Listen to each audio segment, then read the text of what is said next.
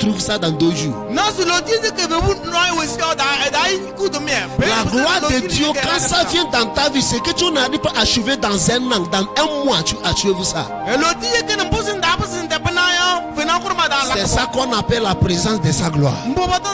Ce que les autres débris avant d'achever, toi tu achèves ça sans souffrance.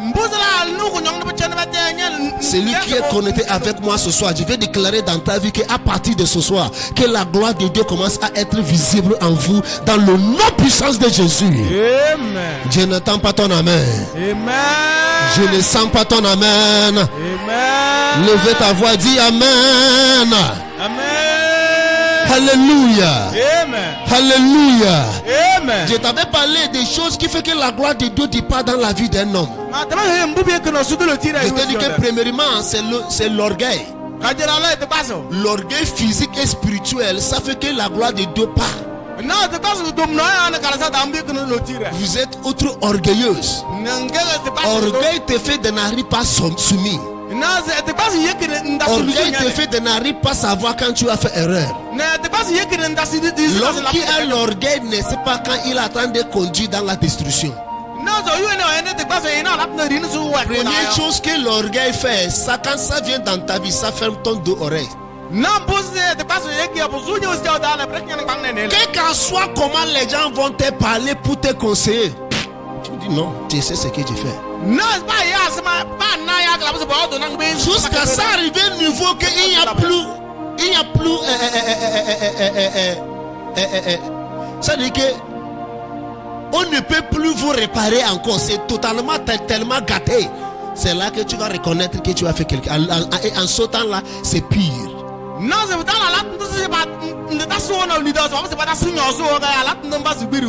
L'orgueil spirituel, c'est ça qui a tué les enfants d'Ophénie et les enfants d'Élie, qui s'appelle Ophénie et Phinéi. Élie, à cause de l'orgueil spirituel, parce que avant que Dieu a frappé la maison d'Élie avec sa malédiction, Dieu a envoyé Samuel d'aller parler à Élie. Voilà ce que tes enfants sont en train de faire. Je vais les punir si tu ne peux pas corriger. Il a dit que l'Éternel soit loué. Il n'a qu'à faire ce qui lui plaît. Ça c'est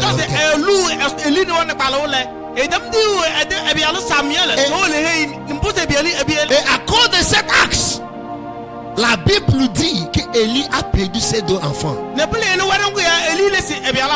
cause de l'orgueil spirituel, Élie a perdu ses 2 garçons. À cause des nouvelles de perdre de ses enfants, lui aussi a tombé et mort. Quand tu es rempli d'orgueil, quand tu es rempli avec le bras haut, tu finiras dans la destruction. Ça va faire que tu ne pas savoir quand tu as perdu ce que Dieu t'a donné. Tu peux avoir talent, tu peux apprendre un bon métier en tant qu'un couturier, ou bien une coiffeur, ou bien tu fais make-up pour les gens. Quand même, vous êtes le plus bon à Karala. À part toi, il n'y a pas quelqu'un comme toi. Vous êtes numéro 001. Mais tu manques un bon comportement.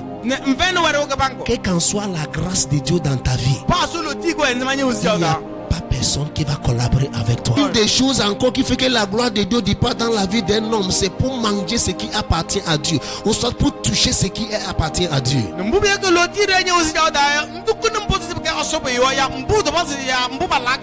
Je vous ai donné un exemplaire concernant le roi de Nebuchadnezzar. Avec son fils qui est Belshazzar.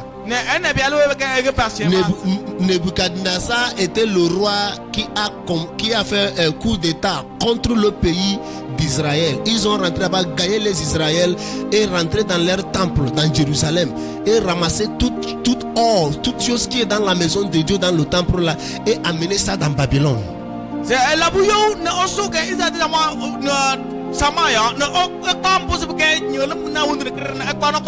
C'est comme le remnant de ce qu'ils ont gagné dans la guerre qu'ils sont allés. quand ils sont allés gagner sous ça là maintenant, ils ont amené ça dans leur pays et cherché un grand magasin et magasiner tout ce qu'ils ont gagné et bloquer ça là-bas.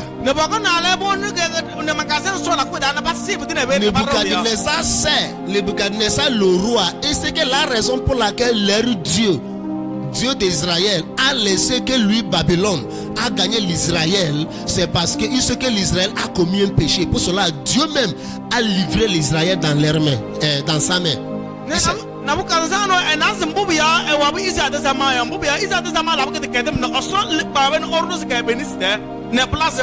Et il sait aussi que ce n'est pas à cause de ça qu'il va lui permettre de commencer à utiliser ce qui est dans la maison de l'Éternel. Nebuchadnezzar a compris, il comprend l'importance de Dieu et spiritualité.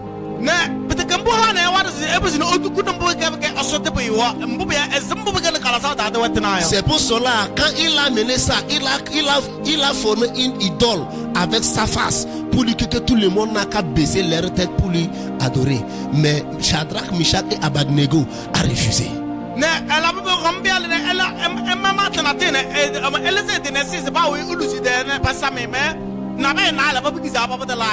Donc après le temps de Nebuchadnezzar est parti, Nebuchadnezzar est mort, mais son fils Belshazzar a pris la place de Nebuchadnezzar. Donc en tant que le roi maintenant, à un moment donné, il a vu que le pays est en train de fonctionner bien bon. Côté économie, ça marche bien. Côté études, ça marche bien. Il y a des développements. Toutes choses marchent bien. Il a regardé tout de tout. Il a vu qu'il n'y a pas de problème. Le pays fonctionne bien bon. Il a dit waouh, ça là, on doit fêter ça. Pour une fois dans beaucoup de centuries, il n'y a pas de problème. Tout est en accord. Tout marche bien bon. Belshazzar a organisé un grand fête dans le pays entier. Tout le monde commençait par boire, manger. Il y a la fête, les danses, musique partout. Mais à un moment donné, il a dit maintenant la fête là c'est tellement doux. On n'a qu'à aller dans le magasin là où on a gardé ce qu'on a pris dans le temple de Dieu au Jérusalem. On n'a qu'à aller là-bas lui amener les gobelets or et les gobelets de bronze et les troisième là c'est quoi? Or, bronze et quoi? Cendre, c'est ça? Argent. Et argent, d'amener les gobelets là pour amener ici. Lui-même veut boire avec ça.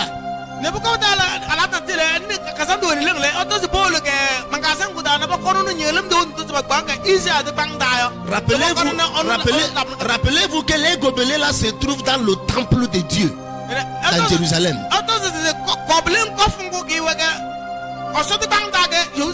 Mais dans la Bible dit, quand il a commandé qu'on lui amène ça, on lui a amené le gobelet là, on a lavé ça, lui donné.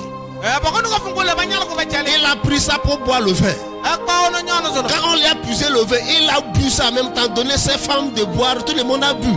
À même moment, dans l'air comme ça, dans l'air, la main d'un homme est sortie comme ça. Commencez à écrire sur le mur de cette palais pour dire que Méné, Tekel, on fascine.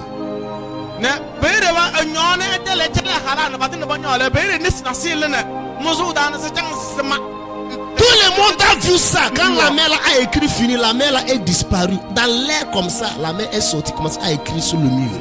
En même temps, quand ça c'est fini, la mère est disparue en même temps. Tout le monde a eu peur. Les personnes ne comprennent pas ces genres d'écriture. Depuis la création du monde jusqu'à la fin du monde entier, personne n'arrive pas à comprendre ces genres d'écriture. La langue qu'on a écrite sur le mur là, ce n'est pas la langue naturelle. C'est la langue qui vient dans une législative de spirituel qui contrôle et qui mesure les actes et le comportement des hommes.